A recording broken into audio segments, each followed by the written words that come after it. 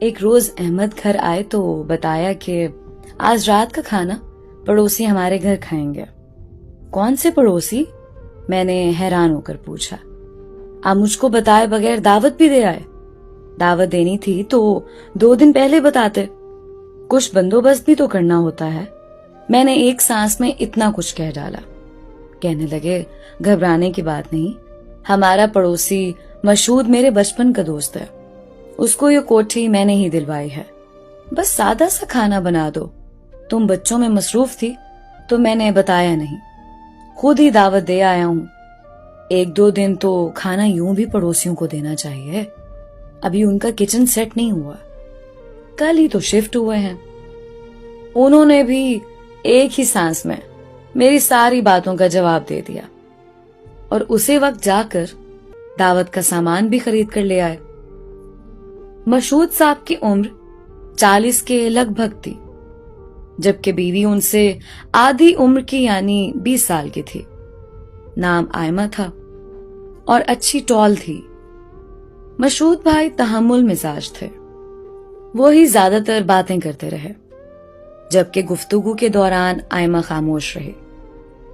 وہ خاموش ضرور تھی لیکن افسردہ نظر نہ آ رہی تھی۔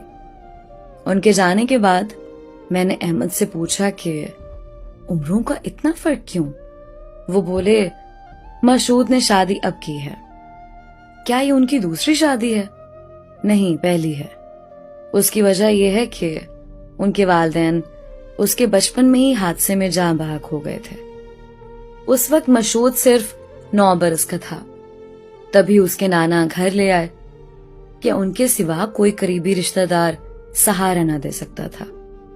نانا کی محبت پا کر مشہود تو سنبھل گیا، لیکن اس کی ممانیوں کو اس کا گھر میں رہنا بار گراں گزرتا تھا۔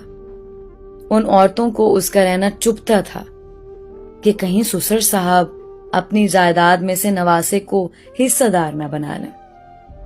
نانا اس کو پڑھائی کے ساتھ ہنر بھی دینا چاہتے تھے کہ وہ ان کے بعد کسی کا محتاج نہ رہے، لہٰذا شام کو اپنے ایک دوست کی ورک شاپ پر بٹھا دیا تاکہ مشہود اچھا میکینک بھی بن جائے۔ وہ اس کو ایک مضبوط انسان کے طور پر دیکھنا چاہتے تھے۔ مشہود نے تعلیم بھی حاصل کی اور ساتھ میں وہ ایک قابل میکینک بھی بن گیا۔ اس نے گاڑیوں کا کام اچھے طریقے سے سیکھ لیا تھا۔ جلد ہی اس کو ایک اچھی ملازمت بھی مل گئی۔ ایک دن جھگڑا ہو گیا کیونکہ ممانیاں نہیں چاہتی تھیں کہ وہ اب گھر میں رہے۔ وہ برسر روزگار ہو چکا تھا۔ گھر میں روز روز کا جھگڑا ختم کرنے کی خاطر اس کے نانا نے دل پر پتھر رکھ کر نواسے کو رخصت کر دیا۔ اس روز پہلی بار مشہود کو احساس ہوا کہ وہ دنیا میں تنہا ہے، تاہم اسے کسی قسم کا ڈر نہ تھا۔ وہ اس قابل ہو گیا تھا کہ دنیا کا مقابلہ کر سکے۔ وہ کرائے کا کمرہ لے کر رہنے لگا۔ اس کی عادت تھی ہر کام توجہ اور دل جمی سے کرتا تھا، لہٰذا دفتر میں اس کی عادت وجہ ترقی بنی۔ اس کی جلد ترقی بدخواہوں کو ایک آنکھ نہ بھائی۔ دفتری رقیبوں نے سازش کر کے اسے دفتر سے نکلوا دیا۔ اس کے پاس کچھ رقم تھی اور ہنر بھی تھا، بس کرائے پر چھوٹی سی دکان لے لی اور اوزار خرید کر گاڑیوں کی ریپیئرنگ کا کام شروع کر دیا۔ دنوں میں اس کی دکان مشہور ہو گئی اور بہت سا کام ملنے لگا۔ اسی حساب سے آمدنی بھی روز بروز بڑھنے لگی۔ زندگی کی بقا کی جنگ لڑتے ہوئے اس کو احساس بھی نہ ہوا کہ گزرتے دنوں کی دھوپ بالوں میں چاندی بن کر اتر آئی ہے۔ جب احساس ہوا وقت گزر چکا تھا۔ اس نے ایک بڑا گیراج لے لیا، اپنا کاروبار بھی سیٹ کر لیا۔ اب اس کے بہت سے شاگرد تھے اور یہ اپنے دفتر میں بیٹھ کر حکم دیتا اور اس کے ملازم کام کرتے تھے۔ جب فکر معاش سے آسودہ ہو گیا تو گھر بسانے کا خیال آیا، لیکن ایسا کوئی نہیں تھا جو اس کے مزاج اور عمر کے مطابق لڑکی تلاش کرتا۔ इतनी दौलत कमा लेने के बावजूद अभी तक वो एक कमरे के किराए के मकान में ही रह रहा था। दिन यूं ही गुजरते रहे और हम दोस्त उसको मजबूर करते रहे कि वो शादी कर ले। वो खामोश हो जाता। एक दिन जब मैं उसे मिलने गया, वो कुछ खामोश सा था। वजह पूछी तो वो कहने लगा, कल मैं गिरात से वापस आ रहा था, रास्ते में एक लड़की नजर आई। वो बहुत परेशानी के आलम में जा रही थी। उसे इर्द गिर्द का कोई होश न था। उसे देखा तो बस देखता ही रह गया। वो मेरी नजर के मयार पर पूरी उतरी है। अब सोच रहा हूं कि कैसे उसका पता मालूम करूं और उसके हालात से वाकफियत हासिल करूं। उसकी कैफियत अजब थी। जितनी देर उसके पास बैठा रहा, वो उसी लड़की के बारे में बात करता रहा। वो मुस्तकिल उस लड़की को हासिल करने की उलझन में गिरफ्तार था। मेरे सिवा किसी को नहीं बताता था कि मसला क्या है। एक दिन उसने बताया कि आज मेरा फिर उस लड़की से सामना हो गया है। मैंने उसको सलाम किया, वो मुस्कुरा दी।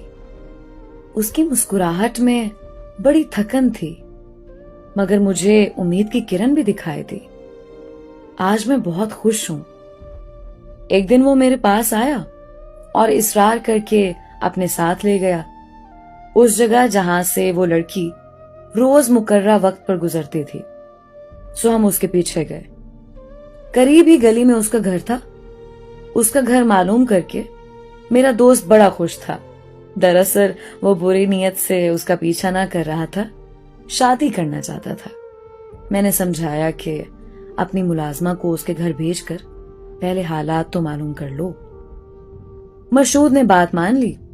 उसकी मुलाजमा समझदार और जहां दीदा थी। वो उस लड़की के घर गई और बातों बातों में कुछ हालात मालूम कर लिए। लड़की ने बताया कि उसके माँ बाप वफात पा चुके हैं और वो अपने मामू के पास रहती है। मामा उसका नशा करता है और वो खुद स्कूल टीचर है। सारी तनख्वाह मामा ले लेता है। रकम ना दे तो मारने पर आ जाता है। लड़की का नाम आयमा था। बहुत शाइस्ता थी। उसने तमाम बातें मशहूद को बताई। मशहूद ने उसे समझाया कि अम्मा रामा, तो मेरी हर बात उसे साफ साफ बता दो, फिर उसका फैसला पूछ लेना। जो वो कहेगी वैसा कर लेंगे। यूं मुलाजमा की मार्फत मशहूद की मुलाकात आयमा से हो गई। लड़की भी खरी और साफ गो थी। उसने बताया कि मामा जी के सिवा मेरा इस दुनिया में कोई नहीं है। बेशक वो मुझसे तनख्वाह ले लेता है, लेकिन भेड़ियों के इस जंगल में मैं मामा जी की वजह से महफूज हूं। उनके घर को छोड़ दूं तो कहां जाऊंगी। मशहूद ने भी अपने बचपन से लेकर अब तक के तमाम हालात आयमा को बता दिया और कोई बात पोशीदा ना रखी। आयमा को मशहूद अच्छा लगा। यूं उन्होंने बाहम रजामंदी से शादी का फैसला कर लिया।